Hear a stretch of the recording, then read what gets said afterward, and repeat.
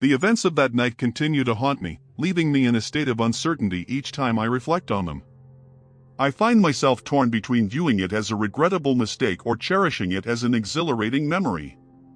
Allow me to recount the circumstances that led to this dilemma. The evening commenced like many others in our home, characterized by a tranquil atmosphere occasionally disrupted by the soft clinking of glassware or the muted sounds of the television. My wife, Mary, had returned from one of her lengthy trips earlier that day. She scarcely touched her dinner before pouring herself a drink and sinking into the couch. Meanwhile, I occupied myself in the kitchen, tidying up the remnants of our meal, my hands engaged in scrubbing a plate while my thoughts drifted elsewhere. Although Mary's presence was familiar, it offered little solace. She was not unkind, but rather emotionally absent. Over time, her lack of engagement had become a persistent reality, even when she was physically present. It was at that moment I heard soft, deliberate footsteps approaching from the hallway. I turned to see Daniel, my 20-year-old stepson, standing in the doorway. His hair was slightly disheveled, and his expression conveyed a mix of curiosity and caution as he glanced between me and the living room. "Hey," he said, his voice low to avoid waking his mother. "Everything okay?" "Yeah," I replied, managing a small smile. "Just cleaning up." He nodded and stepped further into the room. "Mom's already had a few, huh?" I responded with a knowing look. "You could say that," I confirmed. Daniel sighed, leaning against the counter with his arms crossed. There was something noticeably different about him that evening, an intensity in his gaze that quickened my heartbeat. He had matured significantly since I first met him, evolving from an awkward teenager into a self-assured young man, a transformation I could not overlook, despite my efforts to remain detached. "Are you staying up late tonight?" he inquired, breaking the silence. "I'm not sure," I replied with a shrug. "Maybe you should get some rest," he suggested thoughtfully. "You've been doing everything around here." While Mother has been doing well, I chuckled softly, appreciating his concern. "I am fine, Daniel," I reassured him. He gave me a look that suggested he was not entirely convinced but opted not to pursue the matter further. Instead, he moved to fetch a glass of water, and the small kitchen suddenly felt a bit cramped with both of us present. Mary's voice broke the silence, loud and slurred from the other room. "Frank, could you please bring me another drink?" Daniel's jaw tightened as he glanced toward the living room. I placed a hand on his arm, offering silent reassurance that I had the situation under control. "I'll take care of it," I said softly. He nodded, his gaze lingering on mine for a moment longer than necessary before stepping aside to allow me to pass. I retrieved a fresh glass, filling it with Mary's preferred whiskey, and carried it to her, setting it on the side table with a practiced smile. "Thanks, sweetheart," she said, already turning her attention back to the screen. I returned to the kitchen, finding Daniel still there, his posture now more relaxed. "She'll probably fall asleep soon," I remarked, attempting to lighten the mood. "Yeah," Daniel replied, smirking, "let's hope so." We shared a quiet laugh, the tension easing slightly. However, as silence enveloped us again, I felt his gaze on me, steady and unwavering. It was not the casual glance of a stepson toward his stepfather, it was something entirely different. My breath caught, and my pulse quickened as I turned to meet his eyes. "Frank," he began, but whatever he intended to say was interrupted by the sound of Mary's soft snores emanating from the living room. We both froze, listening for a moment to confirm that she was indeed asleep. Daniel exhaled, shaking his head with a small laugh. "That didn't take long." "No, it didn't," I replied, my voice now quieter. The atmosphere in the room shifted, the silence thick with unspoken words. I busied myself with rearranging a dish towel, yet I could feel Daniel's presence behind me, solid and reassuring. "You don't have to do everything alone, you know," he said softly. I turned to face him. My brow slightly furrowed as I questioned, "What do you mean you take care of him in the house?" "But who takes care of you?" The question lingered in the air, heavy and poignant. I opened my mouth to respond, yet found myself without an answer. No one truly had one. Mary's work often took her away, and I had grown accustomed to fending for myself, relying on my own strength to endure the lonely nights. "I manage," I finally said, though the words felt empty. Daniel stepped closer, his expression earnest. You shouldn't have to. You deserve more than that. I looked up at him, startled by the intensity of his voice. There was a warmth and determination in his eyes that made my chest tighten. Daniel, I began, but the words faltered on my lips. Before I could articulate my thoughts, he reached out, brushing his hand against mine. The touch was brief yet electric, sending a jolt of something indescribable through me. Instinctively, I stepped back, the distance between us a mix of relief and loss. We should get some sleep, I suggested, my voice shaky. Yeah, he replied, though his gaze lingered on me a moment longer. Good night, Frank. Good night, I responded, watching him walk down the hallway toward his room. I remained there for a long time after he left, my mind racing with everything that had just transpired, his gaze, the lingering touch. It was overwhelming yet insufficient. I was uncertain of what to make of it, but one thing was evident, something had shifted between us, and change was imminent. Indeed, change would come sooner than I anticipated. That night, sleep eluded me. The house had fallen silent, save for the occasional snore from Mary in the living room, but my mind was anything but quiet. Daniel's words, his touch, the way he had looked at me replayed in my mind like an unending loop. I lay in bed, staring at the ceiling, attempting to will the thoughts away, but they remained stubbornly present. Eventually, I surrendered to the reality that sleep would not come. I rose from bed and quietly made my way down the hallway, the soft illumination from the living room lamp spilling into the corridor. I deliberately avoided glancing at Mary as I passed, not wishing to disturb her slumber. Instead, I proceeded to the kitchen, contemplating whether a glass of water might soothe my restless thoughts. As I stood by the sink, sipping from the glass and gazing out at the dark, tranquil street, I heard gentle footsteps approaching from behind. My heart raced as I turned to find Daniel standing in the doorway. He was dressed in a simple t-shirt and sweatpants, his hair still disheveled from sleep. He appeared to have just awakened, yet his eyes were wide awake, and his expression was uncertain. I couldn't sleep, he said in a low voice. Me neither, I admitted, placing the glass down. He stepped further into the kitchen, leaning against the counter. For a moment, we remained silent, the air between us thick with unspoken tension. I could feel his gaze upon me, the intensity of it causing my chest to tighten. Are you okay? He asked softly. I don't know, I replied candidly. I suppose I just have a lot on my mind. He nodded, his expression contemplative. Me too. I turned to face him fully, leaning back against the counter. What's on your mind? He hesitated, running a hand through his hair. He finally said, his voice barely above a whisper. The weight of his words lingered in the air, heavy and charged. My breath caught, and I stared at him, uncertain of how to respond. Part of me wanted to dismiss his statement, to attribute it to a fleeting moment of confusion or misplaced feelings. Yet another part of me, the part yearning for connection and intimacy, could not overlook the way his words quickened my heartbeat. Daniel, I began, but he stepped closer, his eyes searching mine. I mean it, he said, his voice now more assured. I've been thinking about you a lot, and I know it's wrong, but I can't help it. You're just confused, I replied hastily, though the words felt empty even as I spoke them. We've been spending more time together, and with your mom away so often, it's natural to feel this way. It is more than that, he stated, shaking his head. I have felt this way for some time, Frank, I just struggled to articulate it. His candidness rendered me speechless. I turned away, gripping the edge of the counter as I attempted to collect my thoughts. This situation was crossing a boundary, one we could not afford to blur. Yet, I could not dismiss the feelings his words evoked within me, a sense of being wanted, seen, and truly alive. You shouldn't feel that way, I finally managed to say, though my voice lacked conviction. I cannot control my feelings, he replied simply, but I can control my actions. I turned back to face him, searching his eyes for any sign of doubt, but found none. He regarded me with a steadiness that made my heart ache, as if urging me to see him not merely as my stepson, but as a man who genuinely cared for me.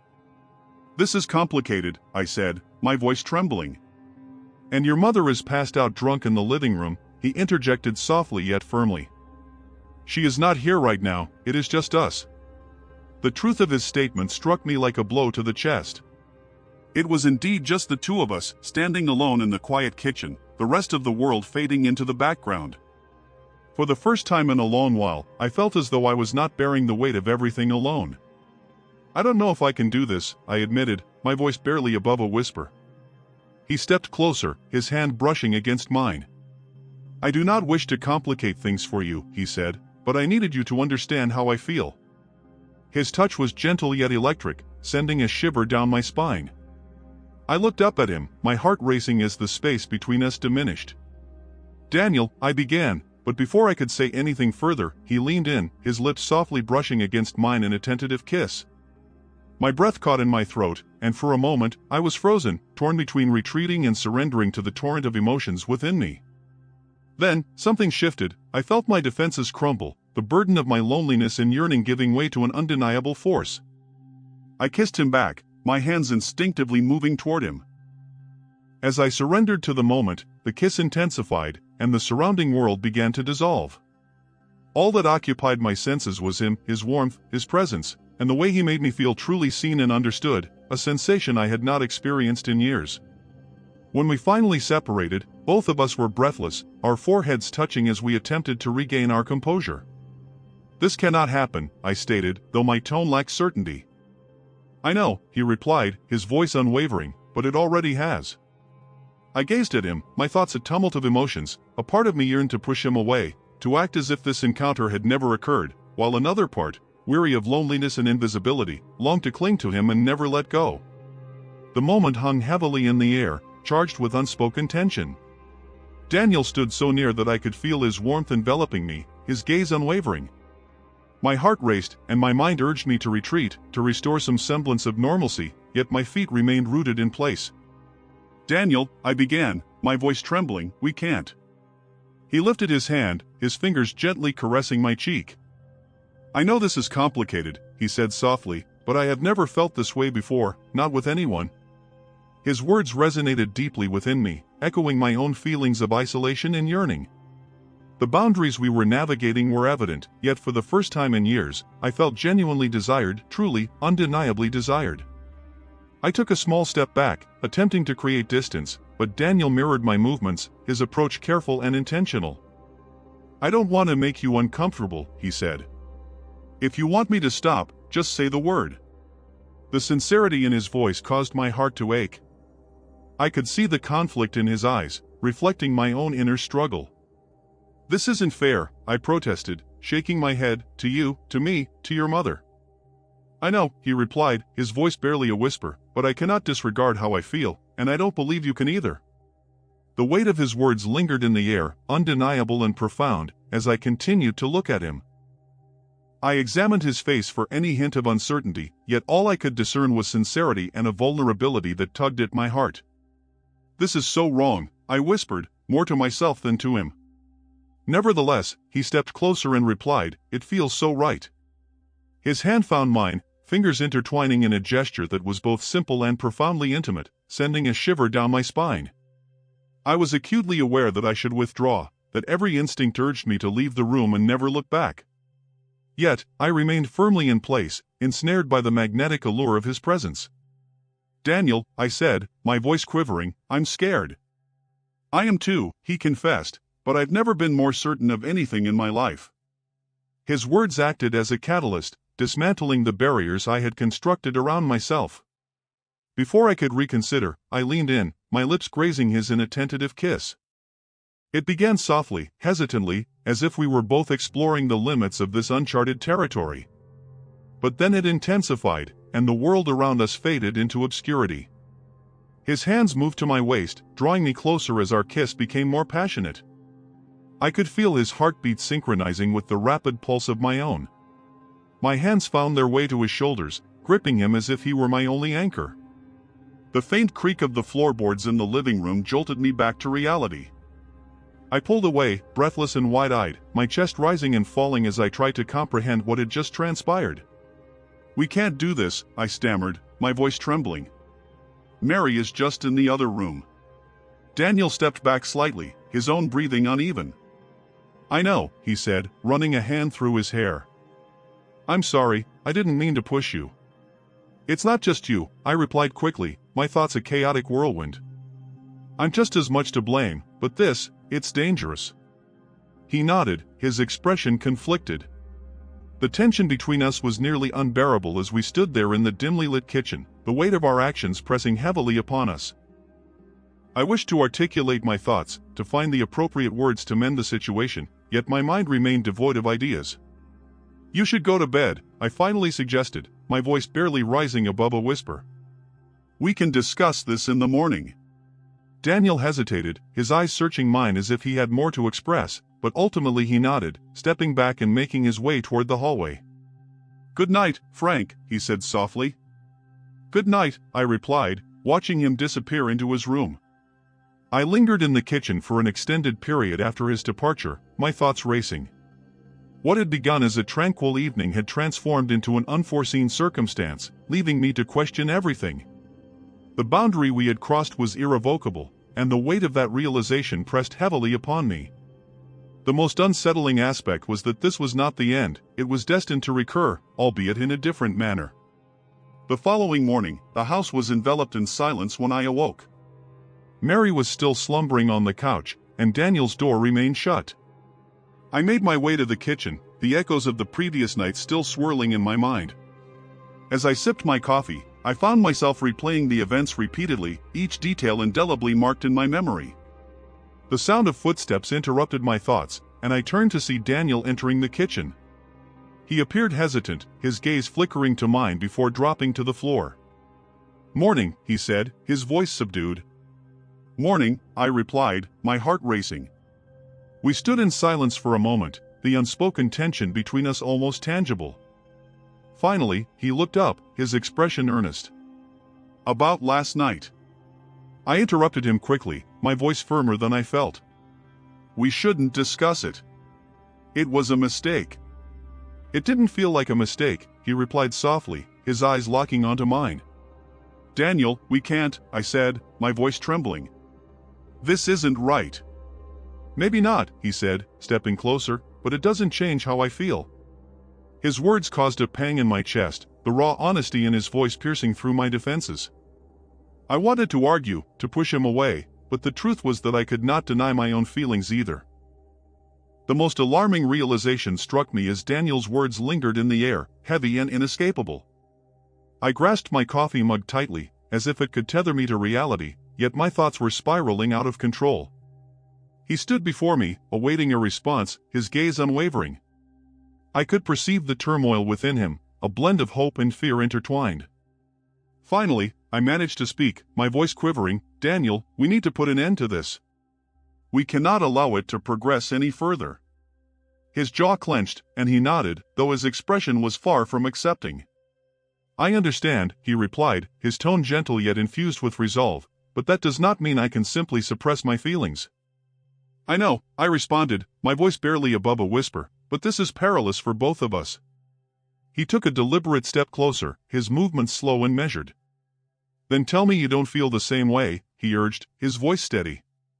Look me in the eye and say that last night meant nothing to you. I froze, my breath hitching in my throat. I yearned to refute him, to assert that he was mistaken, yet the words eluded me. Deep down, I recognized the truth. The bond we had forged and the emotions that had surged between us were undeniably real.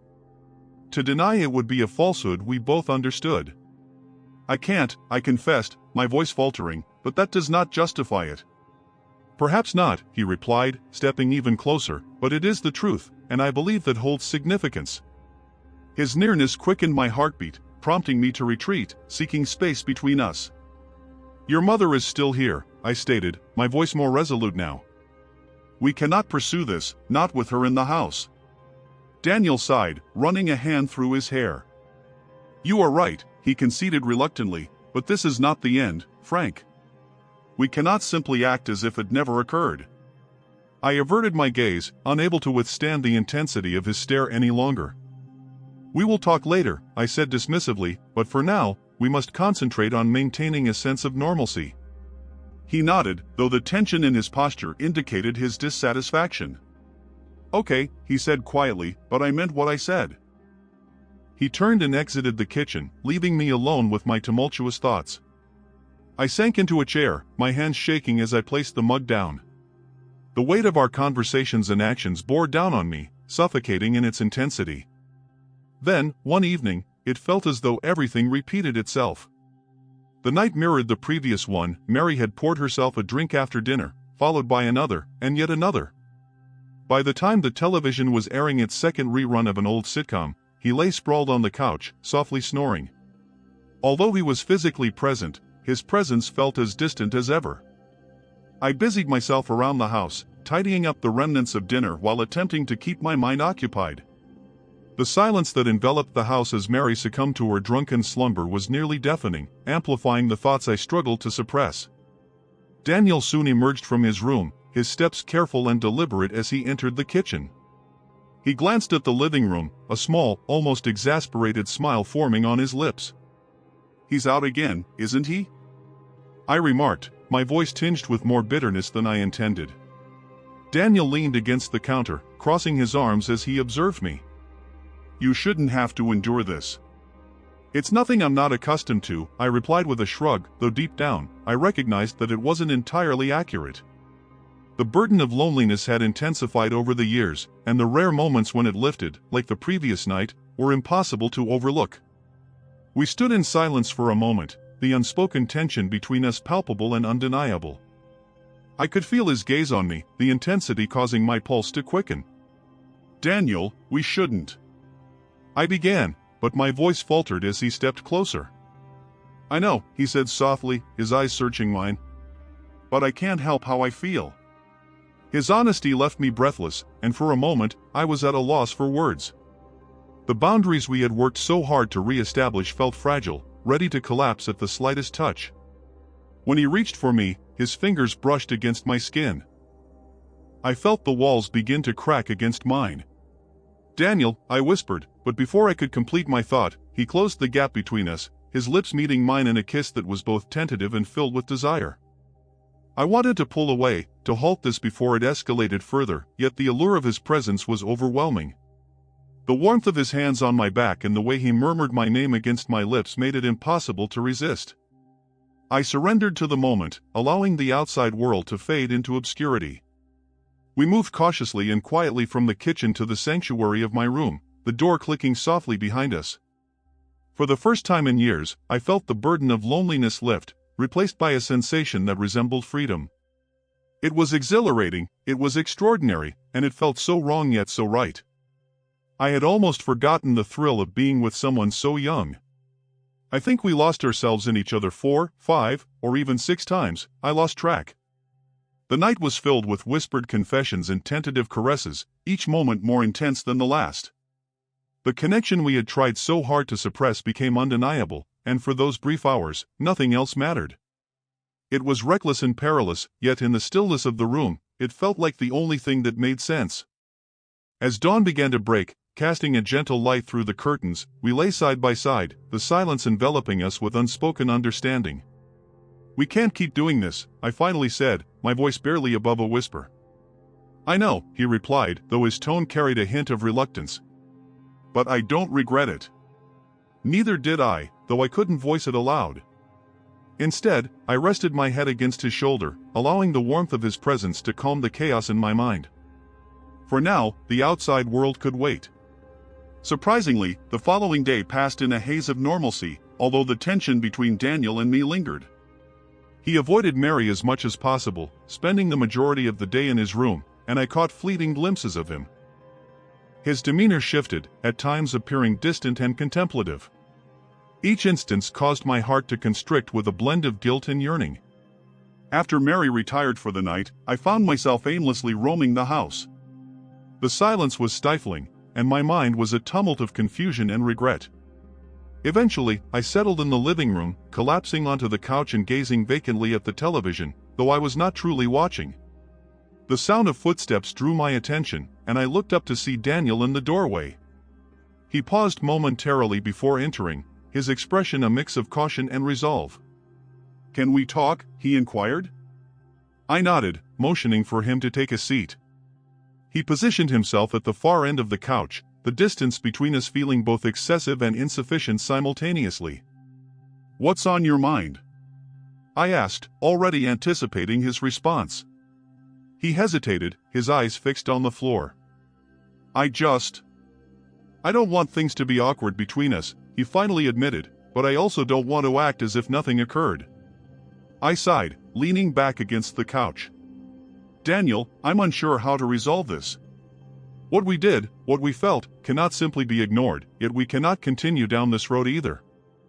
I don't want to lose you, he said, his voice soft yet sincere. You're the one person who has always been there for me. You're not going to lose me, I reply firmly, but we must establish boundaries. This cannot happen again. He nodded slowly, though his expression revealed inner conflict. I'll try, he said, but it won't be easy.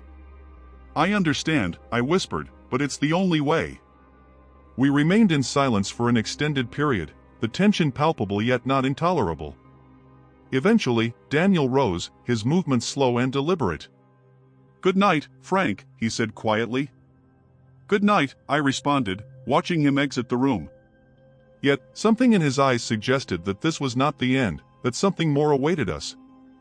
Later that night, as I lay in bed staring at the ceiling, I could not shake the feeling.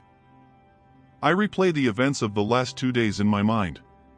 The bond between Daniel and me was unmistakable, yet the repercussions of crossing that boundary were too significant to overlook. I reassured myself that we could move beyond it, that with time, the tension would dissipate and life would return to its usual rhythm.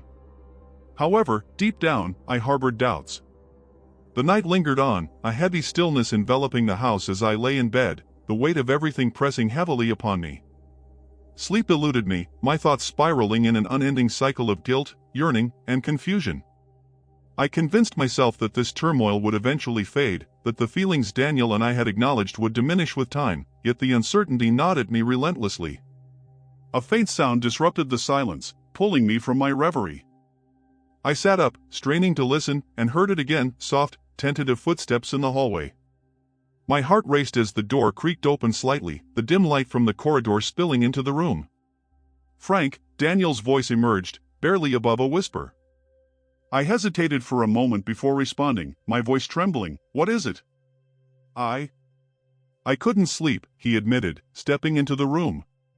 He appeared anxious, his hands buried deep in his pockets, his gaze darting between me and the floor. I sighed, running a hand through my hair. Daniel, you shouldn't be here. I know, he replied quickly, urgency lacing his tone, but I just needed to talk to you. I glanced toward the closed door, my heart racing. Mary was just down the hall, asleep in the guest room after another evening of excess. The risk of being discovered sent a surge of adrenaline through me, yet I found it impossible to send Daniel away. Come in, I said softly, shifting to create space on the bed. He hesitated for a moment before crossing the room and sitting beside me.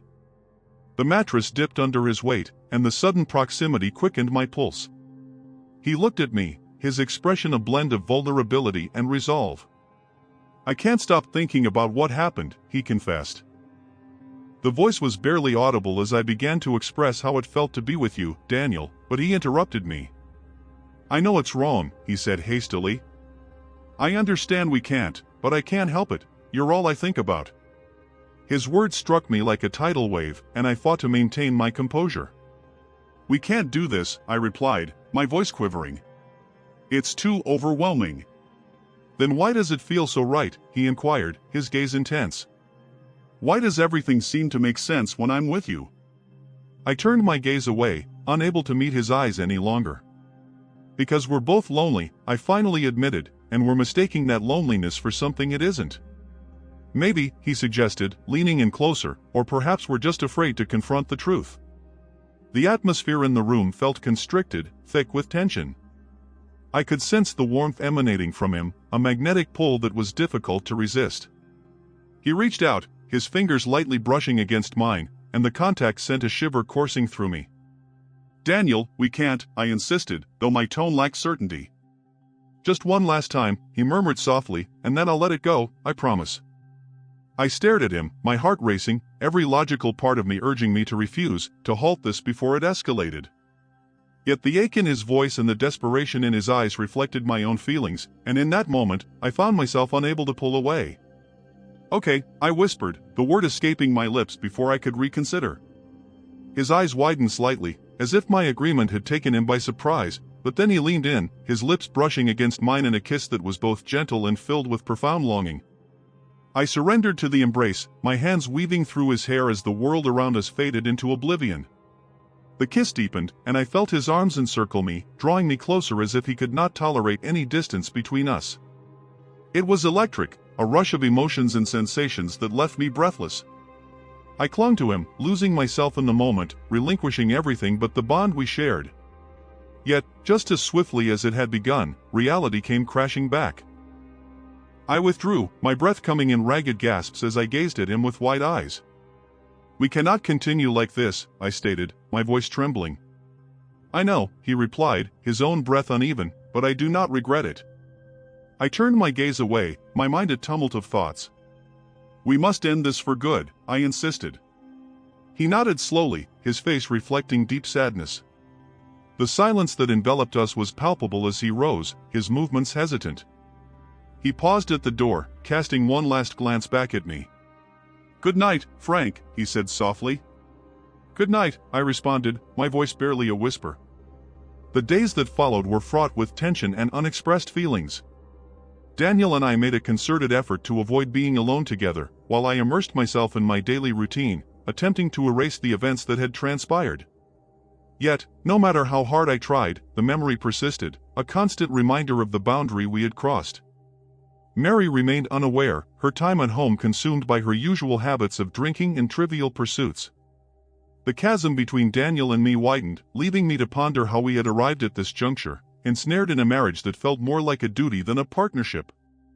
Daniel's demeanor also changed, he became increasingly withdrawn, his once carefree attitude replaced by a somber seriousness. I yearned to speak with him, to find a way to mend our relationship, but I was at a loss for how to begin. One evening, while tidying up after dinner, Daniel approached me in the kitchen. I think I need to spend some time at my mother's, he said, his voice steady yet laced with sorrow. I froze, my heart sinking at his words. Are you certain? I asked, my voice barely above a whisper. He nodded. Yes, I believe it is for the best. I wanted to protest, to convince him that he need not leave, but deep down, I recognized the truth in his words. Distance seemed to be the only path toward healing the wounds we had inflicted upon ourselves and each other. When are you leaving? I inquired, my chest tightening. Tomorrow, he replied. I have already spoken to my mother. I nodded, swallowing the lump in my throat. I will miss you. I will miss you too, he said softly as he turned away, leaving me with a regret and yearning enveloped me, yet I understood that parting ways was the necessary decision, regardless of the pain it caused. As I stood in the stillness of the kitchen, I murmured a silent farewell, wishing for a future where we could both attain the peace we sought. The weeks that followed were a tumultuous haze of emotions. Daniel and I made every effort to avoid one another, though the tension in the house was unmistakable. Mary, as oblivious as ever, continued her daily routine of work, drinking, and filling the space with her gruff demeanor. If she sensed any discord between us, she chose to remain silent. I occupied myself primarily in the kitchen or with household tasks, attempting to distract my mind, but the memories of that night persisted, replaying in my thoughts like a vivid dream, the way Daniel had gazed at me, the quiet vulnerability in his voice, and the undeniable bond we had shared felt intensely real and raw. One afternoon, while folding laundry, Daniel appeared in the doorway, his demeanor hesitant and his hands buried in his pockets. We need to talk, he said softly. I nodded, setting the laundry aside. We took our seats at the dining table, the silence between us stretching like a chasm. I could see the turmoil in his eyes as he struggled to articulate his thoughts. I've been reflecting on what transpired, he began, about us. Daniel, we can't, I started, but he interrupted, shaking his head. I know, he replied quickly. I know it can't happen again, but I don't regret it. His candidness left me momentarily speechless, and I gazed at him, uncertain of how to reply. Daniel, I finally managed, my voice quivering, what we did was a mistake. It was reckless, and it's not a foundation for a future. He averted his gaze, his jaw tightening. I understand, he said quietly, but that doesn't mean I can simply ignore what happened. We must, I insisted firmly, for your sake, for mine, and for Mary's. What we did does not define who we are. He nodded slowly, though his expression remained troubled. Conflicted, I found myself at a loss for how to progress from this situation. He confessed that he was uncertain about how to look at me without feeling the weight of our shared history. I responded, my voice softening, that it would take time, but eventually, we both would find a way to heal. The silence that enveloped us was thick, yet it carried a mutual understanding that this was the only path forward. Eventually, Daniel rose, his movements slow and measured. I think I need some space, he stated, suggesting that perhaps it was time for him to stay with his mother for a while. His words struck me like a blow to the chest, yet I nodded in agreement, recognizing the truth in his statement. If that is what you need, I replied, maintaining a steady voice despite the ache in my heart. I will call your mom tonight. He informed me that he would let her know he would be leaving the following morning. The next day, Daniel packed his belongings, and his absence left a void in the house that felt nearly unbearable. Mary seemed largely unaffected, brushing it off with a dismissive remark about kids needing their space before returning to her drink. As I observed Daniel's car departing from the driveway, I experienced a blend of relief and sorrow. We had made the right decision to create distance between us, allowing time to mend the wounds we had caused ourselves and each other. However, the pain of letting go was sharper than I had anticipated, serving as a stark reminder of how deeply we had crossed boundaries. In the weeks that followed, I concentrated on reconstructing my life, attempting to repair the fractures in my marriage and regain a sense of normalcy. Daniel and I exchanged courteous texts occasionally, sharing updates about school, work, and life in general, but the intimacy we once had was replaced by a respectful distance. I reassured myself that this was for the best and the only way forward. Gradually, the burden of that night began to lighten, though it never fully vanished. It lingered in quiet moments, a reminder of the choices we had made and the limits we had breached. Yet, life continued, as it invariably does, and although the scars from that night remained, they became an integral part of my narrative, a testament to the errors I had committed and the resilience it required to move forward. As I have previously stated, I remain uncertain about my feelings regarding this situation. Have you ever encountered a decision where your emotions and rational thoughts were in conflict?